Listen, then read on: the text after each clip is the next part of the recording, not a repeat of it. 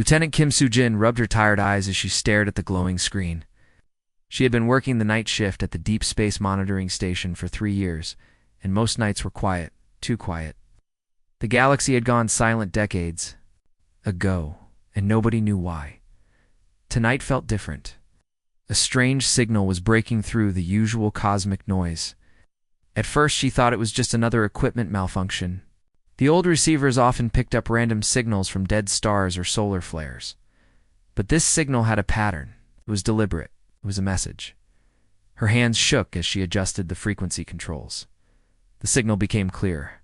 It's not In any human language, but the universal translation software kicked in automatically. What she read on her screen made her blood run cold. This is the last transmission from the Kethmer Coalition. Our worlds are burning. The Devourers have taken everything. 17 systems have gone dark in the past cycle. We are the final outpost. If anyone receives this message, do not come looking for us. Save yourselves. The galaxy is lost.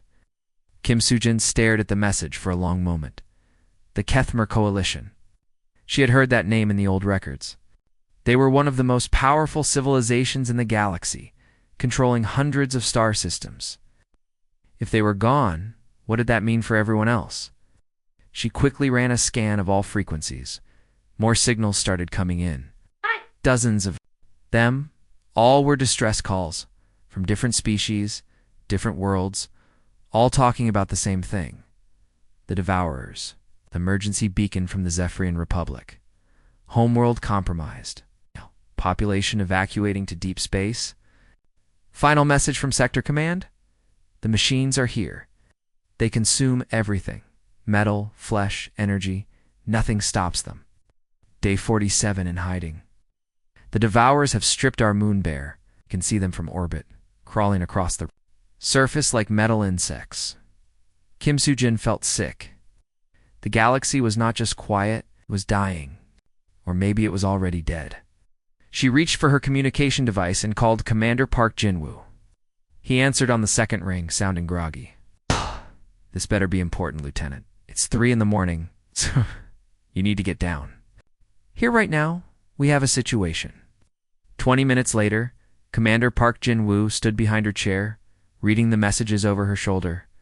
His face grew pale as he scrolled through the dozens of distress calls. How old are these signals? He asked quietly. The oldest one is from 6 months ago. The newest came in just an hour ago. Sir, there are survivors out there. They are hiding, but they are alive. Commander Park Jin-woo was quiet for a long time. Then he picked up the secure phone that connected directly to Earth Command. Get me Admiral Lee Min-ho? Yes, I know what time it is. This cannot wait.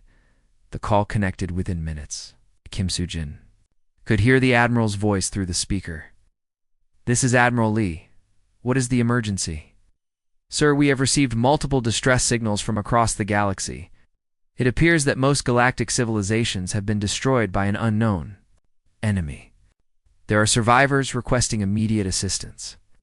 There was a long pause. When Admiral Lee spoke again, his voice was different, harder. Send me everything you have. I am calling an emergency meeting of the Defense Council. After 50 years of silence, it looks like the galaxy needs Earth's help. Kim Soo-jin realized that everything was about to change. Humanity had spent decades wondering why the galaxy had gone quiet. Now they knew. The question was, what were they going to do about it? Admiral Lee Min-ho stood at the head of the massive conference table on Luna Base, looking at the faces of Earth's most powerful leaders. The room was silent except for the hum of life support systems. Outside the reinforced windows, Earth hung like a blue marble against the black of space. What you are about to hear will change everything, Admiral Lee began. His voice steady, despite the weight of what he was about to reveal. The galaxy is not silent by choice. It is silent because most of it is dead. He activated the holographic display in the center of the table. Star maps appeared, showing the Milky Way galaxy in all its glory. Then, one by one, entire sectors began turning red. These are the systems that have gone dark, Admiral Lee continued. The Kethmer Coalition. Gone. The Zephyrian Republic. Extinct. The Vorthok Empire. Consumed. In total, we estimate that over 90% of galactic civilization has been destroyed. General Kim Huyanwoo, head of Earth's ground forces, leaned forward. Destroyed by what exactly? They call themselves the Devourers. From what we can gather from the distress signals, they are some kind of machine intelligence. They strip entire worlds of all resources, leaving nothing but empty rock behind. They have been doing this for decades, maybe centuries. President Yoon Hae-rin, who had been quiet until now, spoke up. How is this possible? These civilizations had technology far beyond ours when we first made contact 50 years ago. That is exactly the problem, Admiral Lee replied. Their technology was beyond ours, but it was also predictable. The Devourers seemed to be able to adapt to any conventional military strategy. They study their enemies, learn their patterns, and then overwhelm them with superior numbers and tactics. Dr. Choi Soo-min, Earth's chief scientist, pulled up her own data on her tablet. The irony is that while we have been isolated, we have been developing military technology that no other species has ever seen. Our weapons, our ships, our strategies are completely unknown to anything in the galaxy. Are you saying we might actually have a chance against these things? Asked General Kim. I'm saying we might be the only chance the galaxy has left, Dr. Choi replied. Every other species developed along similar lines. They all thought logically, fought predictably, and died systematically. But humans, we have always been different. We fight dirty. We break rules. We do things that make no sense to a logical mind. President Yoon Hae-rin stood up and walked to the window, looking out at Earth. How many ships do we have ready for deployment? The entire war fleet consists of 10,000 vessels, Admiral Lee answered. Everything from massive dreadnoughts to small fighter craft. We have been building them for 50 years, preparing for a war that never came. Till now, the president said quietly. She turned back to face the room. I want to be clear about what we are discussing. We're talking about sending every military asset we have into unknown space to fight an enemy that has destroyed civilizations far more advanced than us. The odds are not in our favor. But if we do nothing, General Kim said, the survivors out there will die. And eventually, the Devourers will find Earth. President Yoon Hae-rin nodded slowly. Then we have no choice. Admiral Lee, I am authorizing the deployment of the entire war fleet. Every ship, every weapon, every soldier. If there are survivors out there, we will find them. If there are enemies to fight, we will fight them. The room erupted in activity as generals and admirals began, making calls and sending orders. Within hours, every shipyard in the solar system would be buzzing with activity. The age of human isolation was over. The age of human warfare was about to begin. Captain Cho Dong-hyun stood on the bridge of the Indomitable and watched through the massive viewing ports as the greatest military fleet in human history came to life. Ships that had been sleeping in cold storage for decades were now blazing with light and activity. The sight gave him goosebumps. Status report, he called to his bridge crew. Sir, we have confirmation from all sectors, replied Lieutenant Park. Ji-hai, from her communications station. Mars shipyards report 2,000 vessels ready for deployment. Jupiter Station has 1,500 heavy cruisers online. Even the old Europa facility has brought their mothballed destroyers back to life. Captain Cho nodded as he looked at the tactical display. Ships were everywhere. Massive dreadnoughts that could level entire cities. Fast attack cruisers designed to hit hard and disappear. Carriers loaded with fighter craft, support vessels, packed with supplies and repair equipment. Everything humanity had built over the past 50 years was now preparing for war. It's beautiful and terrifying at the same time, said Commander Lee So-young, his second-in-command. We've never deployed anything like this before. It's because we've never faced anything like this before, Captain Cho replied. The Devourers wiped out civilizations that were far more advanced than us. We need every advantage we can get.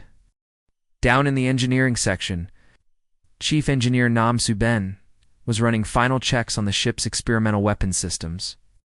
These were technologies that had never been tested in real combat. Some of them had never even been fired at full power. How are we looking, Chief? asked her assistant technician Kim Woojin. The plasma cannons are showing green across the board, Nam Subin replied, wiping sweat from her forehead. The new shield generators are running at optimal efficiency. But I'm worried about the quantum torpedoes. We've only run simulations on those. What's the worst that could happen? Kim Woojin asked.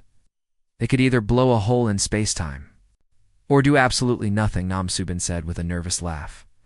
With our luck, we'll find out which one during the first battle. Throughout the solar system, similar scenes were playing out on thousands of ships. Veterans who had trained for decades were finally seeing real action. Young recruits who had joined the military for steady pay were now facing the possibility of actual combat. Everyone knew that many of them would not be coming home. On the bridge of the Indomitable, Captain Cho received a priority transmission from Admiral Lee Minho. "Captain, are you ready to make history?" the Admiral asked. "As ready as we'll ever be, sir. The fleet is assembled and awaiting your orders." "Good. I want you to know that what we're about to do has never been attempted before. We're not just fighting for Earth. We're fighting for every survivor hiding in the dark corners of the galaxy. We're fighting for civilizations that can't fight for themselves anymore."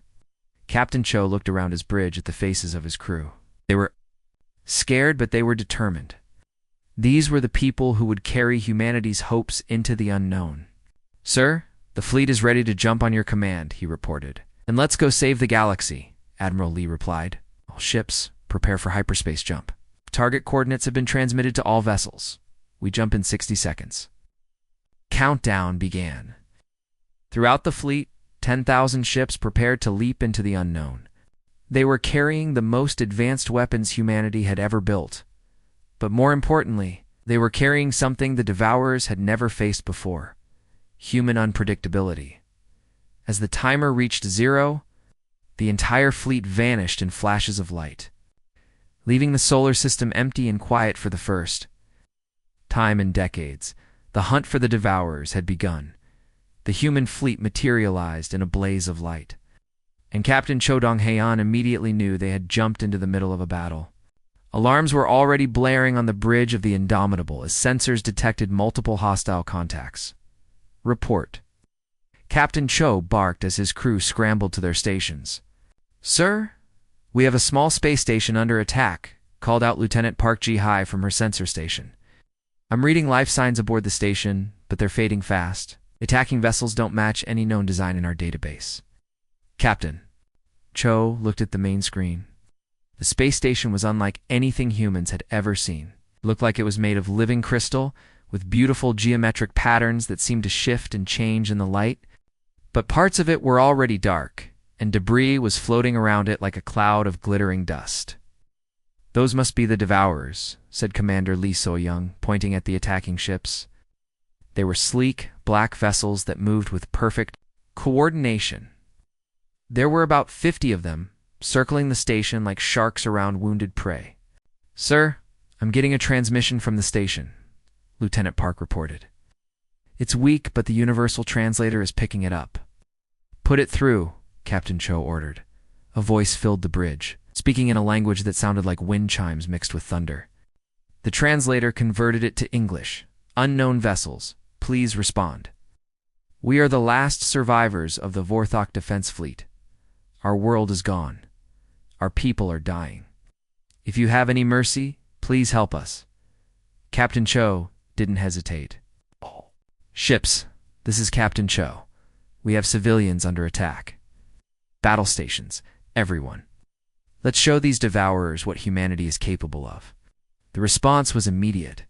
10,000 human warships spread out in a formation that the Devourers had never seen before, where most civilizations fought in neat, logical patterns. The human fleet moved like a swarm of angry bees.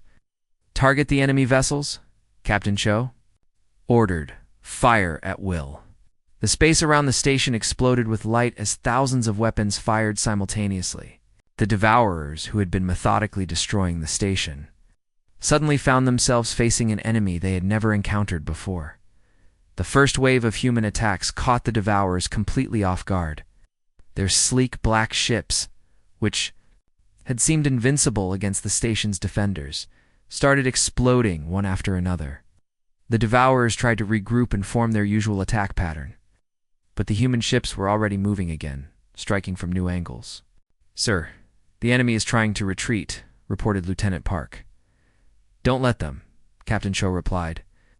"I want every single one of those ships destroyed. Can't let them report back to their masters about what they've seen here." The battle was over in less than 10 minutes. The Devourer's advanced scouts were nothing more than glowing debris floating in space. The human fleet had achieved complete victory without losing a single ship. On the Crystal Station, the surviving Vorthok couldn't believe what they had witnessed. These unknown aliens had arrived with more ships than most civilizations possessed in their entire fleets, and they had used those ships to save complete strangers. "Sir, we're receiving another transmission from the station," Lieutenant Park announced. The voice that came through the speakers was different now, stronger, filled with wonder and hope instead of despair. "Unknown rescuers, we are the Vorthok.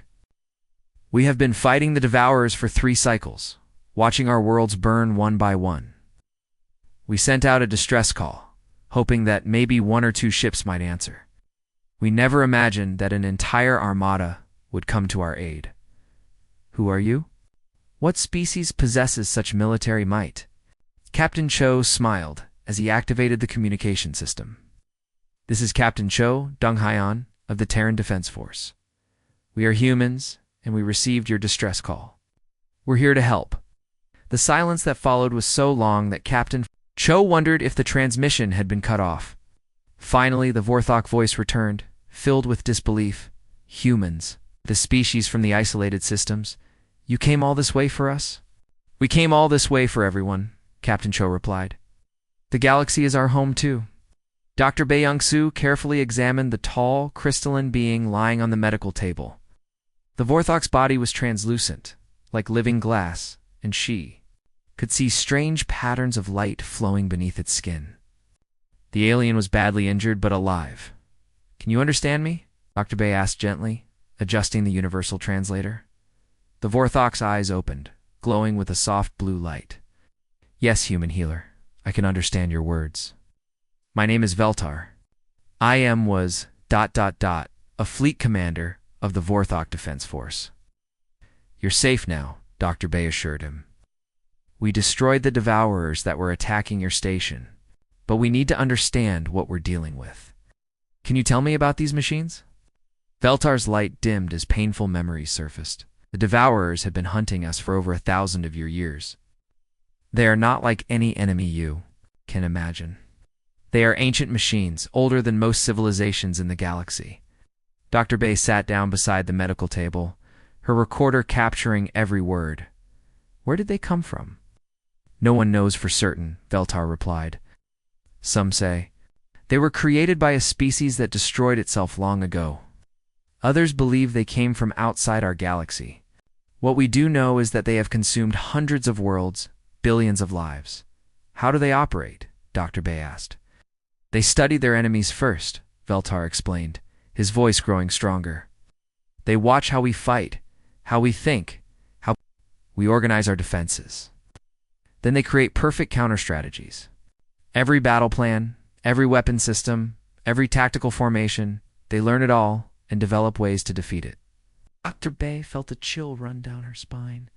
"They adapt to everything. Everything logical, yes. The Kethmer Coalition had the finest military strategists in the galaxy. The Devourers studied their battle plans for months, then crushed them in a single campaign. The Zephyrian Republic had weapons that could destroy entire fleets. The Devourers analyzed the technology and built better defenses. But there must be something that can stop them," Dr. Bae said. "You're still alive. Your people have survived." Veltar's light flickered, almost like a bitter laugh. "We survive because we run and hide. We never fight them directly anymore. Every species that has tried to face them in open battle has been destroyed." Dr. Bae stood up and walked to the window, looking out at the human fleet. Thousands of ships filled the space around the rescued station, their crews preparing for a war unlike anything they had ever imagined. "Veltar, I need to ask you something important. During our battle with the Devourers, did you notice anything strange about how they reacted to our attack?" The Vorthok commander thought for a moment. Yes, actually, they seemed confused. Their formation broke apart much faster than usual. Normally they adapt to enemy tactics within minutes. But against your fleet, they never seemed to find their rhythm. Dr. Bay turned back to face him. What do you mean? Your ships moved in patterns I've never seen before, Veltar explained. Some attacked from the front while others flanked. From impossible angles, some ships retreated while others advanced. There was no logical pattern to your strategy. That's because humans don't always fight logically, Dr. Bay said, with a small smile. We improvise. We take risks. We do things that don't make sense, even to ourselves sometimes. Veltar's eyes brightened with something that might have been hope. The Devourers have never faced an enemy like that. They cannot adapt to chaos. They cannot predict insanity. Dr. Bay activated her communicator. Captain Cho, I need to speak. With Admiral Lee immediately, I think we've found the Devourer's weakness. As she waited for the connection, Dr. Bay looked back at Veltar. Your people have been fighting these machines for 1,000 years, but you've been fighting them the wrong way.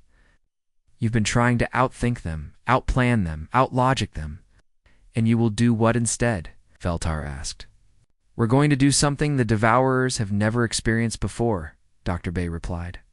We're going to be completely, utterly, magnificently unpredictable. The second encounter with the Devourers happened 3 days later in the Kepler 442 system. This time, the enemy came prepared.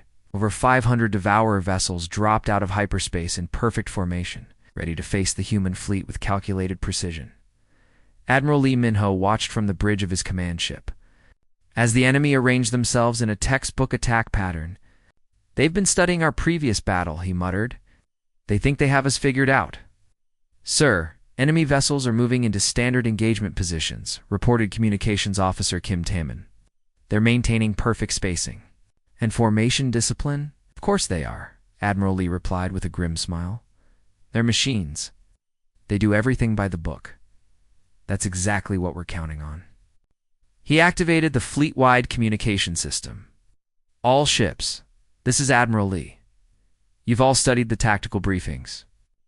The Devourers expect us to fight like every other species they've encountered. They expect logical formations, predictable strategies, and sensible tactics. Today, we're going to disappoint them. Captain Shou Donghayon, commanding a squadron of heavy cruisers, grinned as he heard the Admiral's words. You heard the man, people. Time to show these machines what human creativity looks like. The battle began in a way that confused the Devourers. Immediately, instead of forming neat battle lines, the human fleet scattered in all directions. Some ships charged straight at the enemy, others retreated at full speed. A few began spinning in circles while firing their weapons randomly. What are they doing? Asked Commander Lee Soyoung, watching the tactical display with amazement. They're being human, Captain Cho replied. And it's working. The Devourer's perfect formation began to break apart as they tried to target the chaotically moving human ships. Their targeting computers couldn't predict where the human vessels would be from 1 second to the next because the humans themselves didn't know where they were going. In the middle of the chaos, fighter pilot Zhang Miyang was having the time of her life. She led a squadron of 12 fighters in what could only be described as organized insanity. They dove through the enemy formation, then pulled up and looped back around, then split apart and attacked from 6 different directions at once. Eagle. Squadron, follow my lead, she called over the radio. We're going to try something really stupid. How stupid are we talking? Asked her wingman, pilot Lee Dong-sik. Remember that move we used to do in training? The one that got us all detention? Suicide spiral. Command said that was too dangerous to ever use in real combat. Perfect, Zhang Miyang replied. The Devourers will never see it coming because no sane person would ever try it. The 12 fighters suddenly dove straight down toward the largest Devourer ship, spinning as they fell. The enemy's defensive systems tracked them, trying to calculate their trajectory, but the spinning made it impossible to get a lock. At the last possible second, the fighters pulled up and unleashed their entire payload of missiles at point-blank range. The massive Devourer vessel exploded in a brilliant flash of light. The remaining enemy ships tried to adjust their tactics. The human fleet had already moved on to the next impossible maneuver. "Sir, the enemy is breaking formation," reported Kim Taman. "They seem to be ... confused." Admiral Lee nodded as he watched the Devourer's perfect coordination fall apart. "They're trying to adapt to our tactics, but they can't adapt to chaos. Every time they think they understand what we're doing, we do something completely different." A group of human destroyers suddenly stopped fighting and began flying in a complex dance pattern while playing music over their communication systems. The Devourer spent precious seconds trying to analyze this new tactic. Before realizing it was just the human crews having fun, "Admiral, I think I understand now," said Captain Cho over the communication system. All the Devourers are trying to "Fight a war. But we're not fighting a war. We're having a very dangerous party." The battle ended with the complete destruction of the Devourer fleet. Not a single enemy ship escaped. The human fleet had achieved total victory while suffering only minor damage to a few ships. "Sir, I'm getting reports from all squadrons," Kim Taman announced. "Okay, the crews are asking what our next move should be." Admiral Lee looked at the tactical display, where the wreckage of 500 enemy ships drifted in space. "Our next move is to find more Devourers and show them that the galaxy has new rules now. Human rules." The news spread faster than anyone expected. Within weeks of the first human victories, secret transmissions began appearing throughout the galaxy. Species that had been hiding in asteroid fields and dead systems for decades suddenly found the courage to reveal themselves. Commander Song Tae-ho stood on the bridge of his flagship Liberator as another rescued alien fleet joined his task force. These were Kethmer survivors, the remnants of a once mighty civilization that had been forced to live like nomads for 20 years. "Commander Song," said the Kethmer fleet leader through the translator, "we have 600 ships ready to fight. Alongside you, we know these systems better than anyone. Let us help you drive out the machines." Song Tae-ho smiled. "Welcome to the fight, but I need you to understand something. We don't fight the way you're used to fighting. We're going to do things that might seem crazy to you. After 20 years of running and hiding, crazy sounds wonderful." The alien replied, the liberation of the Outer Rim had become a rolling campaign of chaos. Song Tae-ho's task force would hit a Devourer-controlled system with their trademark unpredictable tactics. Destroy the enemy forces, and then move on to the next target before the machines could mount a counterattack. Meanwhile, in the inner systems, Captain Cho Dong-hyun was leading a much more dangerous mission.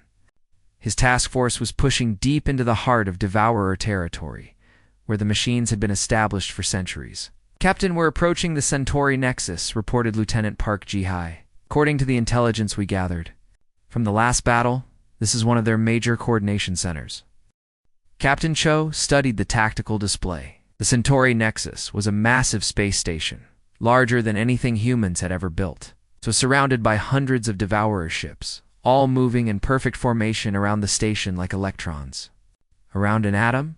Any word from the other task forces?" he asked. Commander Song reports successful liberation of the Vega system. Task Force Charlie has cleared the Altair cluster. Task Force Delta is engaging enemy forces in the Rigel sector. Captain Cho nodded. The plan was working. By hitting the Devourers from multiple directions at once, they were forcing the machines to spread their forces thin. But he knew that the real prize lay ahead. "Sir, we're receiving a transmission from Admiral Lee," Lieutenant Park announced. The Admiral's face appeared on the main screen. "Captain, I hope you're ready for some good news and some bad news. Give me the good news first, sir." "The good news is that our intel teams have finally figured out how the Devourers operate. They're not independent forces scattered across the galaxy. They're all connected to a central command hub. Every decision, every tactical adjustment, every strategic move comes from this hub." Captain Cho felt his pulse quicken. "And the bad news? The bad news is that this hub is located in the most heavily defended system in the galaxy. The machines have been building defenses there for thousands of years. We're talking about millions of ships, automated defense platforms, and weapon systems that we can't even identify." "Where is it?" Captain Cho asked. "The Galactic Core," right in the heart of the Milky Way.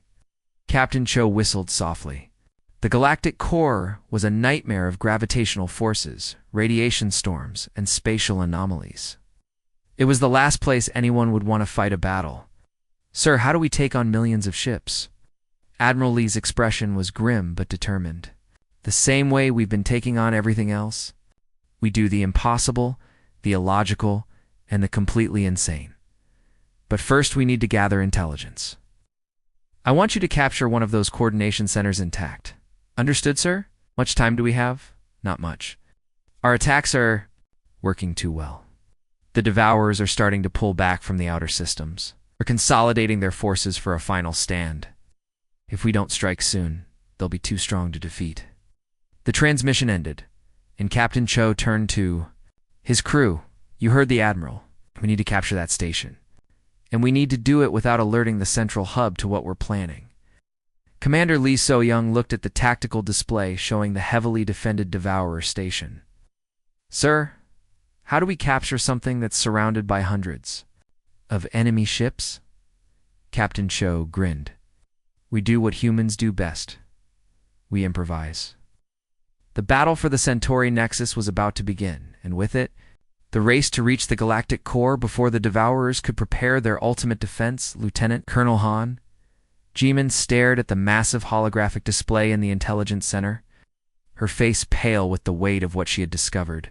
The data captured from the Centauri Nexus had revealed the location of the Devourer's ultimate stronghold. And it was more terrifying than anyone had imagined. "Admiral Lee, you need to see this," she called urgently as the Admiral entered the briefing room. The hologram showed the galactic core in all its deadly beauty. Swirling clouds of gas and radiation surrounded a cluster of massive black holes, creating a maze of gravitational death traps. But floating in the center of this chaos was something that shouldn't exist, a structure the size of a small moon. Clearly artificial and bristling with weapon systems. "That's their central command hub," Han Juman explained, pointing at the structure. "Every Devourer ship in the galaxy takes orders from there. Every tactical decision, every strategic move, all of it comes from that station."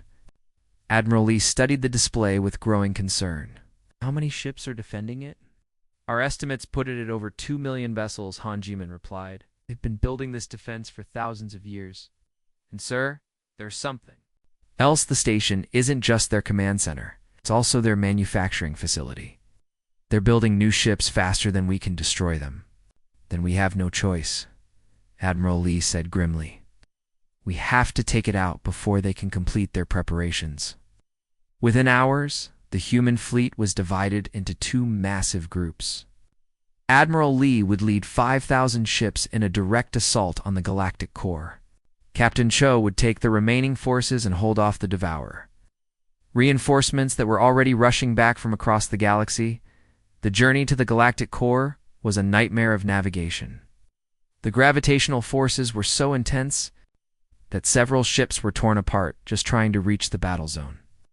The radiation levels were so high that the crews had to work in sealed suits even inside their ships. "Sir, we're approaching the outer defense perimeter," reported Navigator Lee Hyunsu from the bridge of Admiral Lee's flagship. "I'm reading weapon platforms everywhere. They've turned the entire region into a death trap." Admiral Lee looked at the tactical display and felt his heart sink. The Devourers hadn't just built a fortress, they had built a mechanical hell. Automated weapon platforms floated in the gravitational currents like deadly flowers. Defense stations the size of cities blocked every safe passage. And behind it all, the central hub waited like a spider in the center of its web. "All ships. This is Admiral Lee," he announced over the fleet communication system. "What we're about to attempt has never been tried before. We're going to fight our way through the most heavily defended position in galactic history. Many of us won't make it home. But if we succeed, we'll save every living thing in the galaxy." The first wave of human ships hit the outer defenses like a hammer blow. The Devourer's automated systems opened fire with weapons that could vaporize entire ships in seconds. But the human fleet didn't try to fight through the defenses logically. Instead, they did what they had always done. They improvised. Some ships dove straight into the gravitational wells of black holes, using the intense forces to slingshot themselves past the defense stations. Others hid in the radiation clouds. Using the deadly energy as cover, a few crazy pilots actually flew their ships backwards while firing over their shoulders. Meanwhile, 3 star systems away, Captain Cho was fighting the battle of his life. The Devourers were throwing everything they had at his task force, trying to break through and reinforce their central hub. "Sir, we have enemy contacts on all sides," reported Lieutenant Park Ji-hai.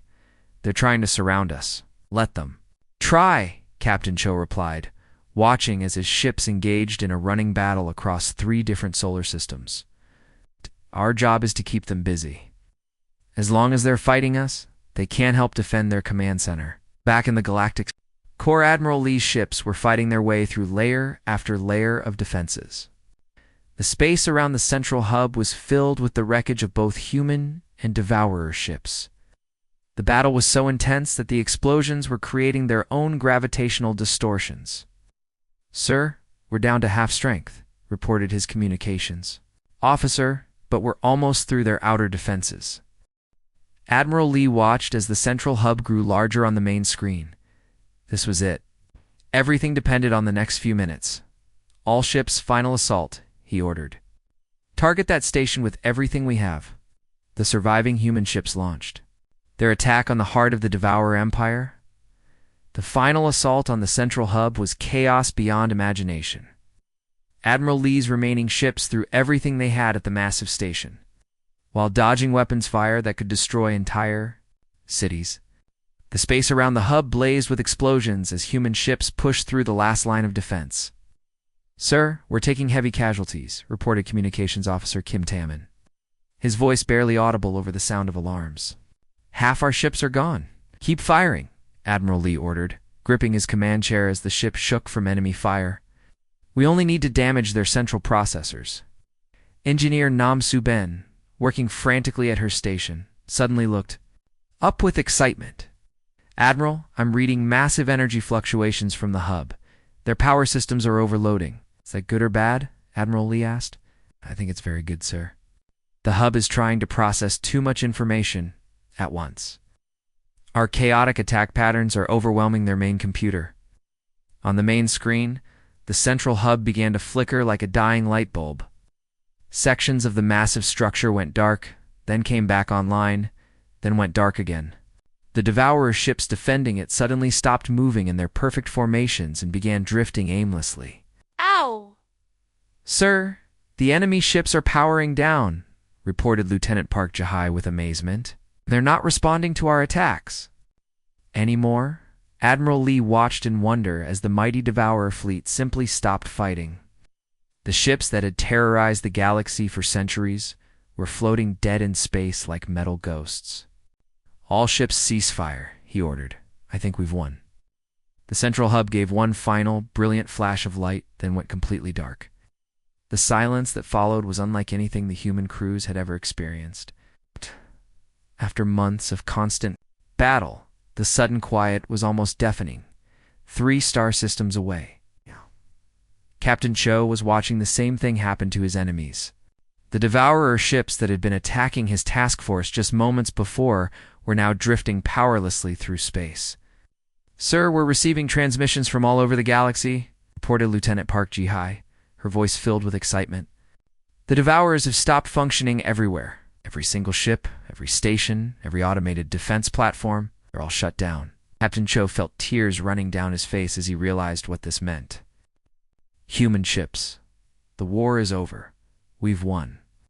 But the real celebration began when the survivors started emerging from hiding. On worlds that had been dark for decades, lights began to flicker back to life. Ships that had been hidden in asteroid fields and dead systems suddenly appeared, their crews broadcasting messages of joy and disbelief. Dr. Bae Young-soo still, working with the rescued alien survivors, watched as her patients received news from their home worlds. Veltar, the Vorthok commander, was crying tears of liquid light as he learned that his species had survived. "Doctor, my people are free," he said, his voice trembling with emotion. "After 1,000 years of hiding, We can finally go home. Similar scenes were playing out across the galaxy. The Kethma refugees were receiving messages from survivors on their homeworlds. The Zephyrian colonies were reporting that their automated cities were coming back online. Species that had been considered extinct were suddenly making contact with the galaxy again, but perhaps the most amazing sight was in the Sol system, where Earth's leaders were receiving delegation requests from hundreds of species. Races that had never heard of humanity were asking to meet the beings who had saved them. President Yoon Heron stood in her office, looking out at the stream of alien ships arriving at Earth's orbital stations. Admiral Lee, I need to ask you something. We're ready for this. Are we ready to go from being isolated to being the leaders of a galactic community? Admiral Lee, still exhausted from the battle, managed a tired smile. Ma'am, we just fought the most powerful enemy in galactic history and won. We saved civilizations we'd never even heard of. We turned chaos into victory and madness into strategy. I think we're ready for anything. Commander Song Taho, returning from the liberated Outer Rim, summed it up best in his final report. We went looking for survivors and found a galaxy full of friends. We went to fight machines and discovered what it means to be human, we answered. A distress call, and ended up saving everyone. The age of the Devourers was over. The age of humanity had begun. And for the first time in centuries, the galaxy was truly alive.